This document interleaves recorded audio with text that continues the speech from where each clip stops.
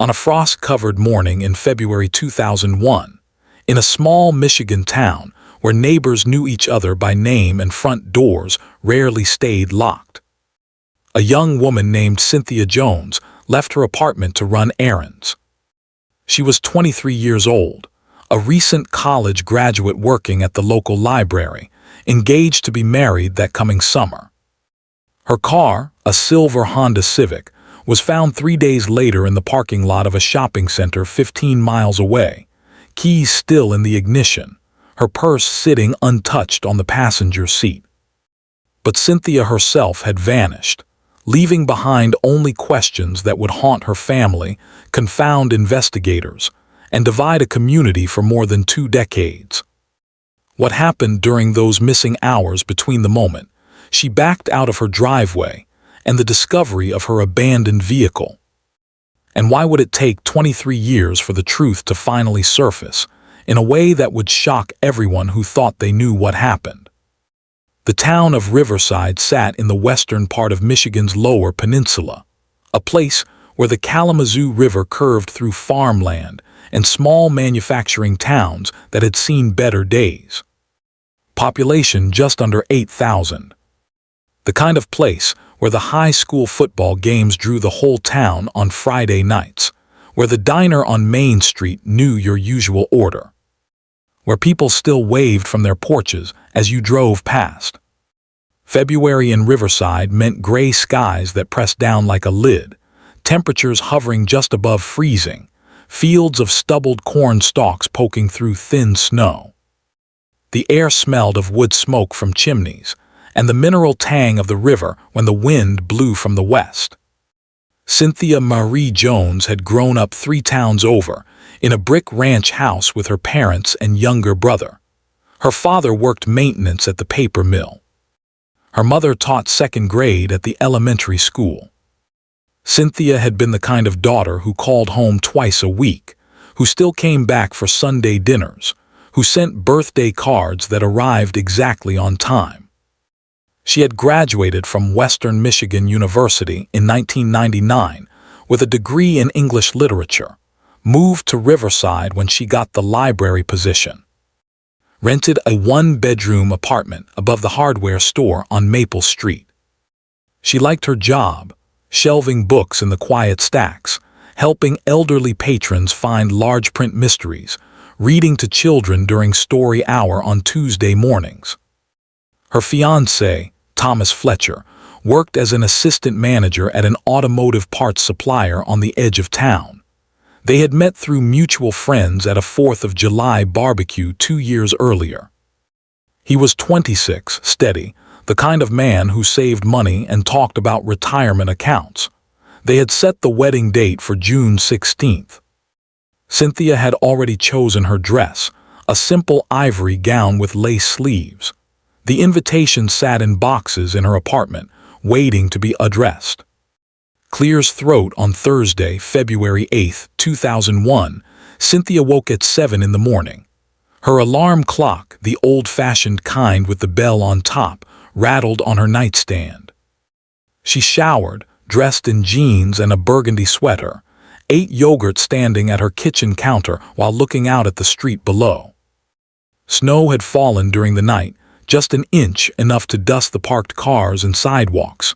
She had the day off from work. Her plan, she had told Thomas the night before during their evening phone call, was to drive to Kalamazoo, about 30 miles south, to return some books to a used bookstore there and maybe do some shopping. She wanted to find a gift for her maid of honor, nothing urgent, just errands to fill a Thursday. She left her apartment at 9:15. Mrs. Patterson, who ran the hardware store downstairs, heard her footsteps on the stairs, heard the outside door close. Mrs.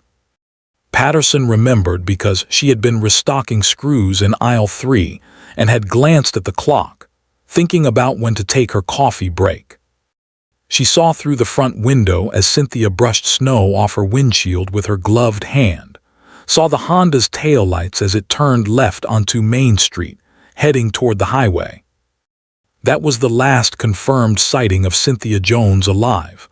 Thomas tried calling her apartment that evening around 6. No answer. He tried again at 8, still nothing.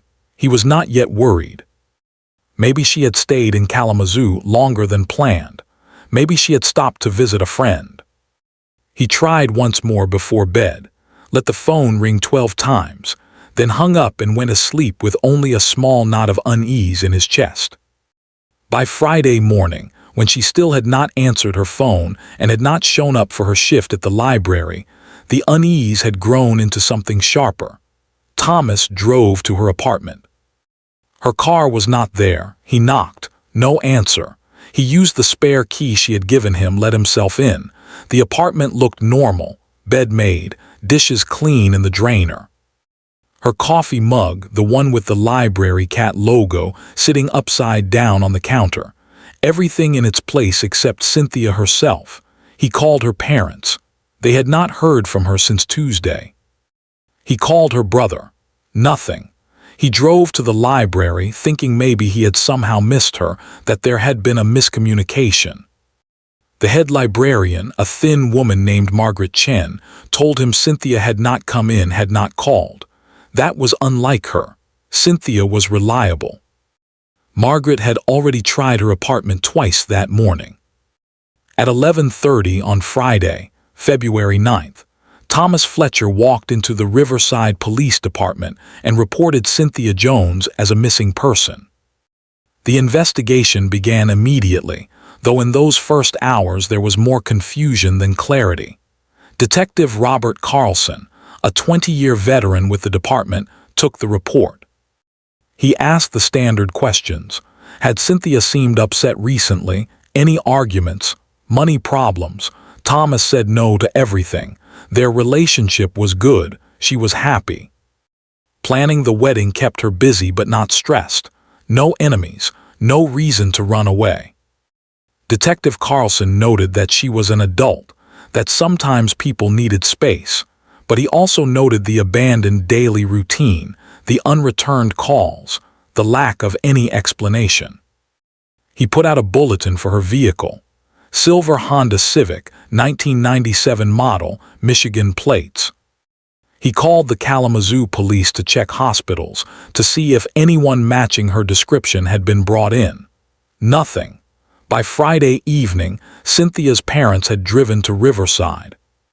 Her father, James, was a solid man with carpenter's hands and a face that rarely showed emotion, but his voice shook when he spoke to Detective Carlson. Her mother, Linda, sat in the police station with her coat still buttoned, twisting a tissue between her fingers. Where was their daughter? Why had no one seen her? The detective promised them he would find answers. He said the things police say to families in those first terrible hours of not knowing. That most missing persons cases resolve quickly. That there were many explanations. That they should not panic yet. Clear's throat. Saturday morning, a call came in to the Kalamazoo County Sheriff's Office. A shopping center manager had noticed a vehicle sitting in the same spot in his parking lot since Thursday afternoon. Silver Honda Civic. He had not thought much of it at first. People sometimes left cars overnight, but now it was Saturday and the car had not moved. He walked over to check it. Keys in the ignition. A brown leather purse on the passenger seat. He called it in. The vehicle was registered to Cynthia Marie Jones. Detective Carlson drove to Kalamazoo with Thomas Fletcher. The shopping center was a sprawling complex of big-box stores and chain restaurants off Highway 131, the kind of place where hundreds of people came and went every day, where security cameras covered the main entrances, but not the far reaches of the parking lot where the Honda sat. The car was near the back edge, facing a service road and a line of bare trees. When they arrived, the Kalamazoo deputies had already secured the area with yellow tape. Thomas stood 10 feet back, his hands shoved deep in his coat pockets, his face pale. Detective Carlson approached the vehicle slowly, noting everything. No signs of struggle, no broken windows. The driver's side door was unlocked. He opened it carefully. The interior was clean. The purse contained Cynthia's wallet, her driver's license, $43 in cash, credit cards, a grocery store receipt dated February 7th, a stick of lip balm, a small paperback novel. Her keys dangled from the ignition, a keychain shaped like a silver book hanging from the ring. The gas tank was 3/4 full. The odometer showed she had driven approximately 32 miles since her last oil change, which according to the sticker on the windshield had been done in Riverside 2 weeks earlier. 32 miles. Riverside to this shopping center was about 30 miles. That matched, but why would she leave her car here? Why would she leave her purse? Where had she gone? Investigators interviewed every business in the shopping center. Had anyone seen a young woman matching Cynthia's description on Thursday? Burgundy sweater, jeans, dark blonde hair to her shoulders, about 5'5". Most employees worked shifts, had not been there Thursday afternoon. Those who had been there remembered nothing unusual. Hundreds of customers passed through every day. Security footage from the stores showed parking lot angles, but the Honda had been parked in a spot beyond the camera range. They reviewed footage anyway, looking for her face among the crowds entering and exiting. Hours of tape, nothing conclusive. Cadaver dogs were brought in to search the wooded area behind the shopping center. They found nothing. Search teams walked grids through the trees, through drainage ditches, along the service road. Nothing, no footprints in the thin snow, no discarded items, no blood, no body. The case began to spread. Local news stations ran stories. Missing woman last seen Thursday morning. Her photo appeared on television, a picture from the previous Christmas showing her smiling, wearing a green sweater, her hair pulled back.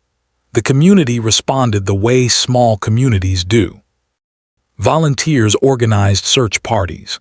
Flyers went up on telephone poles, in store windows, at rest stops along the highway. Cynthia's face looked out from 100 photocopied pages. Have you seen this woman? Call with information. Tips came in. Someone thought they saw her at a gas station in Battle Creek. Turned out to be another woman entirely. Someone else reported seeing her arguing with a man in a restaurant parking lot. Investigators followed up. The woman had been someone else. Each lead dissolved into nothing. Detective Carlson interviewed everyone in Cynthia's life systematically. Her co-workers at the library said she had seemed normal, happy, talked about the wedding. Her friends said the same. No signs of depression, no mention of wanting to leave. Her bank accounts showed no unusual activity. Her credit cards had not been used since Wednesday evening when she had bought groceries at the Riverside supermarket. Her phone records showed calls to and from Thomas, her parents, a few friends. Nothing suspicious. Thomas Fletcher became the focus of intense scrutiny, as partners always do in cases like this. He submitted to multiple interviews. He answered every question. He took a polygraph test voluntarily and passed. His alibi for Thursday was solid. He had been at work from 8 in the morning until 5:30 in the evening. Time cards confirmed it. Coworkers confirmed it. His supervisor confirmed it. After work, he had gone home to his apartment, called Cynthia around 6, then watched television and gone to bed. He lived alone. No one could verify the evening hours, but there was no evidence placing him anywhere near the shopping center, no evidence he had any involvement. Still, investigators watched him carefully during those first days. Those who knew him said he seemed genuinely distraught. He barely slept. His eyes were red-rimmed. He drove around Riverside and neighboring towns at night, looking, though for what he could not say. He organized search parties. He spoke to reporters, his voice breaking, pleading for anyone with information to come forward. "Please," he said into the cameras, "if anyone knows anything at all, please call the police. We just want her home." Deputies whispered quietly among themselves about the statistics. When a woman vanishes, the partner is involved more often than not. But Thomas Fletcher did not fit the profile. No history of violence, no controlling behavior. Friends described him as kind, maybe a little boring, dependable. Cynthia's family trusted him. Her mother said he treated her daughter well. Her father said he had approved of the engagement immediately. Clear's throat days became weeks. Weeks became months. The searches continued but grew smaller. The media coverage faded. Cynthia's face disappeared from the news cycle, replaced by other stories, other tragedies. Detective Carlson kept the case file on his desk, kept following the thin threads of leads that occasionally came in, but the truth was the investigation had stalled. There was no body, no witnesses, no evidence of foul play beyond the simple fact that a woman had vanished. The case went cold in the way cases do when there is nowhere left to look, nothing left to examine. For those who have ever doubted someone you love, who have felt that terrible uncertainty when the person you think you know becomes suddenly unknowable, you understand the particular torture of those months for the people who loved Cynthia Jones. Her parents existed in a state of suspended grief, unable to mourn because there was no confirmation of finality, unable to hope because the silence stretched so long. Her mother stopped sleeping. Her father took a leave of absence from the mill. Her brother, who was 19 and in his first year of community college, dropped out and spent his days driving the back roads of 3 counties, looking in abandoned buildings, along riverbanks, anywhere she might be. Thomas Fletcher moved through his life like a ghost. He kept working because he did not know what else to do. He kept the wedding date on his calendar, could not bring himself to cancel it even though there would be no wedding. June 16th came and passed. The invitations remained in their boxes in Cynthia's apartment, which her parents had kept paying rent on for 6 months, unable to clear it out, unable to accept that she would not walk back through that door. The apartment stayed frozen in time. The yogurt in the refrigerator eventually spoiled. The plants on the windowsill died, but otherwise everything remained as she had left it.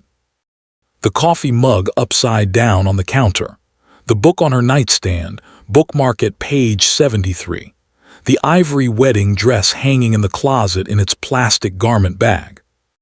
In September of 2001, 7 months after Cynthia vanished, her parents finally accepted that she was not coming back, not alive.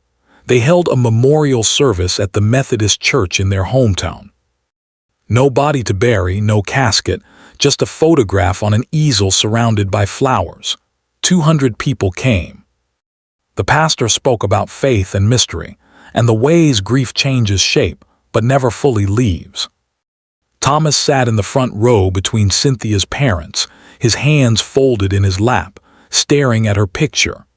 After the service, he went home and took down every photograph of her in his apartment. He could not look at her face anymore. The weight of her absence was crushing him. By the end of that year, Detective Carlson had exhausted every avenue. He had interviewed over 100 people. He had reviewed thousands of hours of footage from traffic cameras and store security systems. He had consulted with the FBI's missing persons unit. He had checked databases of unidentified remains across the Midwest. Nothing matched. Cynthia Jones had simply vanished, as if she had stepped out of the world entirely. The file went into storage, though it was never formally closed. Cold case. Unsolved. One more name on the long list of people who disappeared without explanation. Years passed in the way years do, accumulating like snow that eventually buries everything underneath.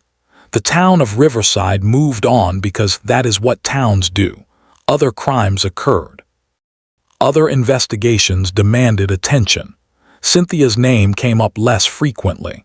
Her parents aged visibly, the grief carving lines into their faces. Her brother eventually went back to school, finished his degree, moved to Chicago.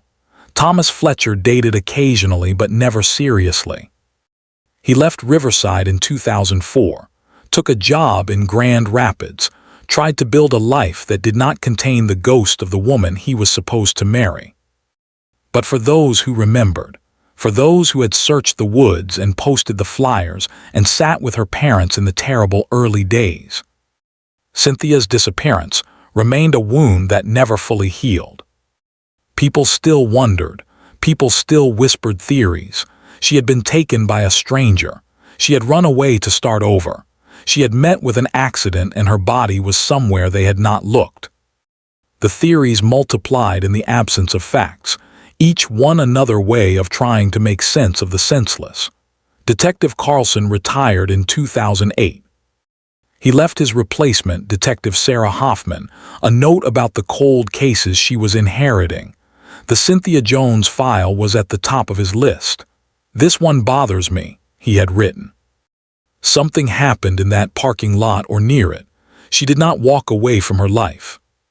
Find her. Detective Hoffman reviewed the file periodically, as cold case detectives do, looking for something the previous investigators might have missed. But the evidence remained stubbornly opaque. A car abandoned in a parking lot. A woman vanished. Nothing more. In 2015, 14 years after Cynthia disappeared, there was a brief flurry of activity when road construction crews working on Highway 131 near the shopping center discovered human remains in a drainage culvert. The bones were sent for analysis. For 2 weeks, Cynthia's family waited, hoping and dreading confirmation. The DNA came back, not a match. The remains belonged to someone else entirely, another mystery, another family's tragedy. Time kept moving forward as it always does, indifferent to the questions left behind. Clear's throat. In early 2024, 23 years after Cynthia Jones vanished, Detective Sarah Hoffman received a call that would change everything. The call came from the Michigan State Police Cold Case Unit. They had been conducting a review of unsolved cases using new forensic technologies, cross-referencing old evidence with updated databases.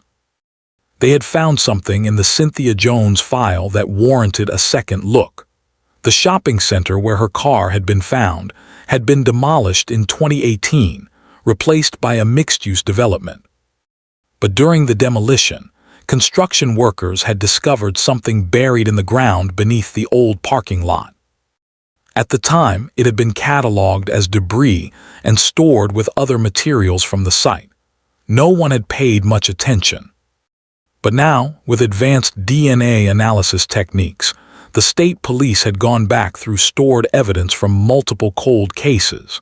They had tested the item found beneath the parking lot. The item was a piece of fabric, burgundy-colored, wool blend, consistent with a woman's sweater. DNA extracted from the fabric matched Cynthia Marie Jones. The investigation reopened immediately. Detective Hoffman assembled a task force. They examined the original case file with new eyes, looking for angles that might have been missed 2 decades earlier. They re-interviewed everyone who had been involved in the initial investigation. They brought in forensic specialists to analyze the fabric, to determine how long it had been buried, what else might be recovered from the site. The fabric had been found approximately 50 feet from where Cynthia's car had been parked, beneath what had been a grassy median between parking sections. Soil analysis suggested it had been buried deliberately, placed in a shallow depression and covered. Further excavation of the area, done carefully by forensic teams, uncovered additional items. Fragments of bone, small, scattered, degraded by time and soil but enough for analysis. The bones belonged to Cynthia Jones. She had been there the entire time, buried within walking distance of where her car sat for 3 days before being discovered. She had never left that parking lot. Someone had taken her life there, or nearby, and buried her hastily in a spot that would go undiscovered for more than 2 decades. The manner of her passing was determined through forensic analysis. The bones showed evidence of trauma consistent with an attack. The details were technical, medical, but the conclusion was clear. This had not been an accident. This had not been a case of someone walking away. This was a crime scene that had been hidden deliberately. But who? After 23 years, after everyone involved had moved on, after witnesses had died or disappeared themselves, after memories had faded and evidence had degraded, who could possibly be held responsible? The breakthrough came from an unexpected source. A man named Richard Sullivan, who had worked as a security guard at the shopping center in 2001, had been arrested in 2022 on unrelated charges in Ohio. Part of the arrest process involved collecting his DNA for the national database. When the Cynthia Jones case was reopened, and forensic specialists ran comparisons with all available genetic material, a match appeared. Richard Sullivan's DNA was found on the fabric recovered from the burial site. Detective Hoffman pulled everything she could find about Richard Sullivan. In 2001, he had been 34 years old, working security at the shopping center, living in a rental house 10 miles away. He had been interviewed briefly during the original investigation, as all shopping center employees had been, but nothing had flagged him as suspicious. He had told investigators he had been working the day shift on Thursday, February 8th, had not noticed anything unusual, had not seen anyone matching Cynthia's description. His supervisor confirmed his shift. He had seemed cooperative, unremarkable. After Cynthia's disappearance, Sullivan had continued working at the shopping center for another 6 months before quitting and moving out of state.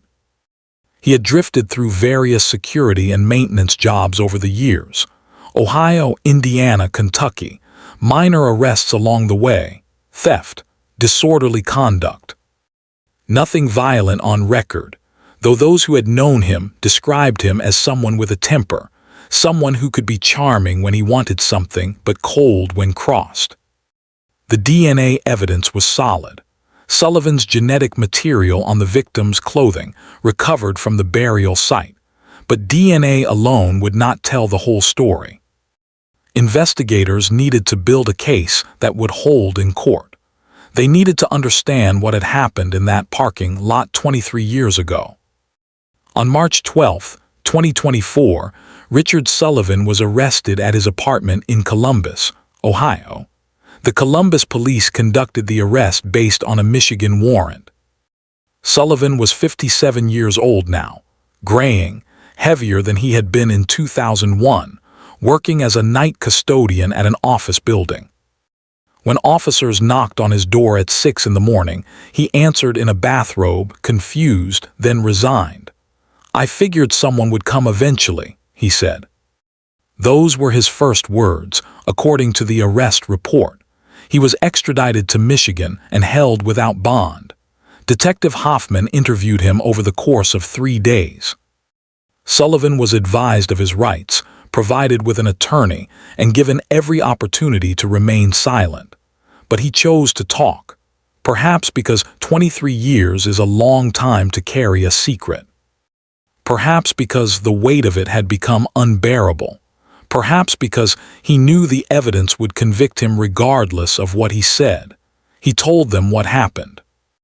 On Thursday, February 8, 2001, Richard Sullivan had been working his shift at the shopping center. His job was to patrol the parking lot, to watch for theft or suspicious activity, to assist customers who locked their keys in their cars. It was boring work. He had been drinking the night before and was hungover, irritated, looking forward to his shift ending. Around midday, he noticed a silver Honda Civic pull into the far section of the lot. A woman got out, young, attractive, wearing a burgundy sweater. She locked her car and walked toward the stores. He watched her go. Then he walked over to her car, looked inside out of idle curiosity.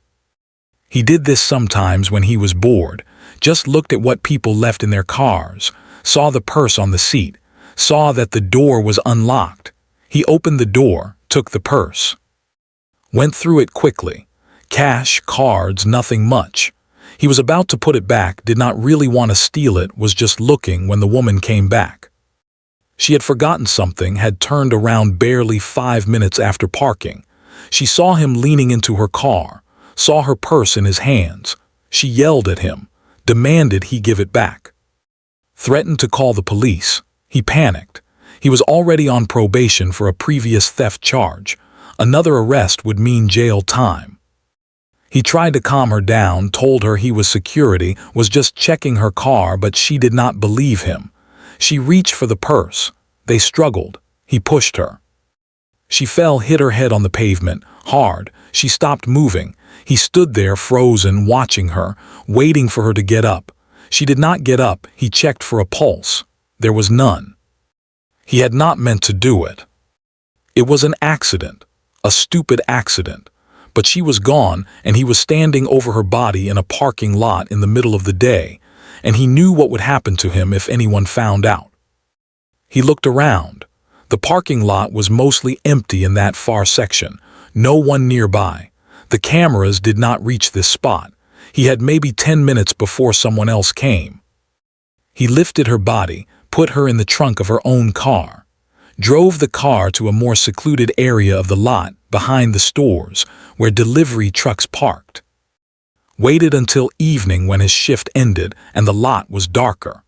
Then he buried her in the median area, dug with a small folding shovel he kept in his own car for winter emergencies. Shallow grave, barely 2 feet deep, covered with dirt and then sod he peeled back and replaced. It took him 40 minutes. Then he drove her car back to the main lot, wiped down the trunk, left it where it would be found eventually but not immediately. Left her purse and keys to make it look like she had just walked away. He went home, showered, tried to sleep, could not. He thought about turning himself in, thought about it every day for weeks. But weeks became months, and no one connected him to anything, and he convinced himself that maybe he could live with it. Maybe he could bury the memory the way he had buried her. Clear his throat, he could not. "I see her face every day," he told Detective Hoffman during the interview, "every single day for 23 years. I never stopped seeing her." The confession was recorded, transcribed, documented. Sullivan's attorney tried to frame it as an accident, an act of panic rather than premeditation. But the prosecution argued that the cover-up showed consciousness of guilt, that burying a body and staging the scene demonstrated intent to evade responsibility. The charges were severe. Manslaughter at minimum, possibly more depending on how the jury interpreted his actions. The news broke like a thunderstorm across Michigan and beyond. After 23 years, the Cynthia Jones case had been solved. The community of Riverside, older now, changed by time, reacted with a mixture of shock and relief. Some people remembered the case clearly, others had to be reminded, but everyone agreed on one thing: justice, however delayed, mattered. Cynthia's family received the news in different ways. Her mother, Linda, now 71 years old, wept when Detective Hoffman called to tell her they had found the person responsible. "I knew she did not just leave," she said. "I always knew something happened to her. My baby did not leave us." Her father, James, who had retired from the mill a decade earlier, said little. He sat on his porch and stared at the trees and processed the information in silence. Her brother, Michael, flew back from Chicago to be with his parents. He was 42 now, married with 2 children of his own. He tried to explain to his kids who Cynthia had been, why this mattered, why his parents were crying. Thomas Fletcher heard about the arrest on the news before anyone called him officially. He was in his apartment in Grand Rapids, making dinner, when his phone buzzed with a news alert. He sat down on his couch and read the article 3 times. Then he drove to Riverside, to the cemetery where Cynthia's memorial stone stood even though she had not been buried there. Now she could be. Now there would be a grave. Now there would be closure, though closure was a word that never quite captured what it felt like to grieve someone for 23 years. The trial began in October 2024. The courthouse in Kalamazoo was packed with reporters, with family members, with people who remembered the case from 2001 and people who had only learned about it recently. Richard Sullivan sat at the defense table, thinner than he had been at his arrest, looking older and defeated.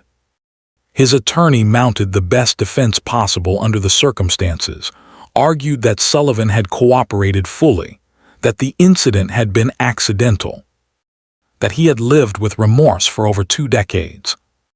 The prosecution presented the forensic evidence, the DNA match, the recovered remains, the confession.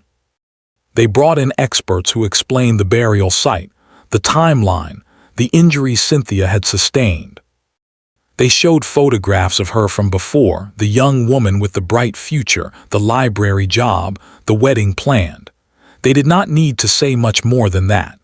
The evidence spoke for itself. Cynthia's mother testified. She spoke about the years of not knowing, the way absence can be worse than grief, because grief at least has shape and finality. She spoke about the day Cynthia was born, about teaching her to read, about the plans they had made together for the wedding that never happened. She looked at Richard Sullivan while she spoke. He did not look back. Thomas Fletcher testified briefly.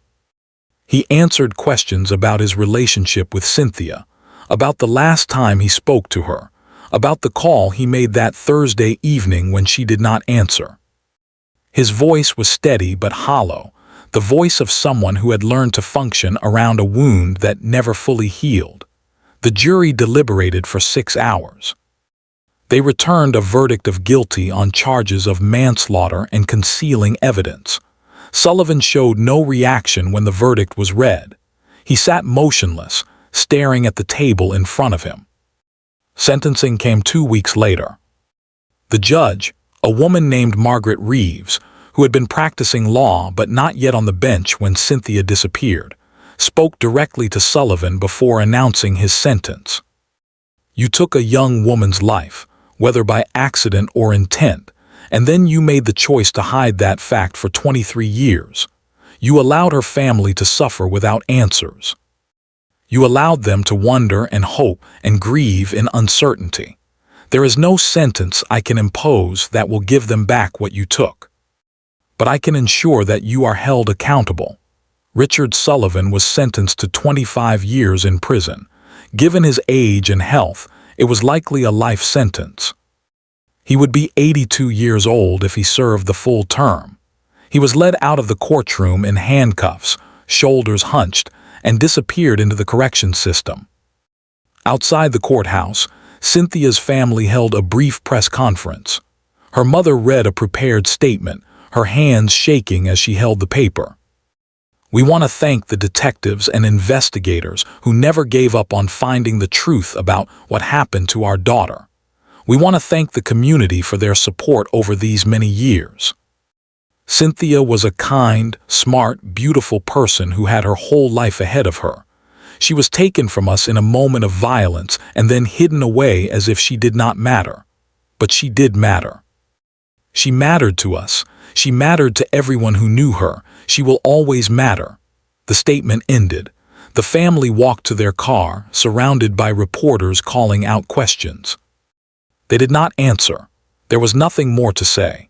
Cynthia Marie Jones was finally laid to rest in November 2024, 23 years and 9 months after she vanished.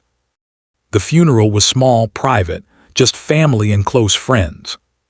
Her remains, what had been recovered and identified, were placed in a casket and buried beneath a maple tree in the cemetery near her parents' home.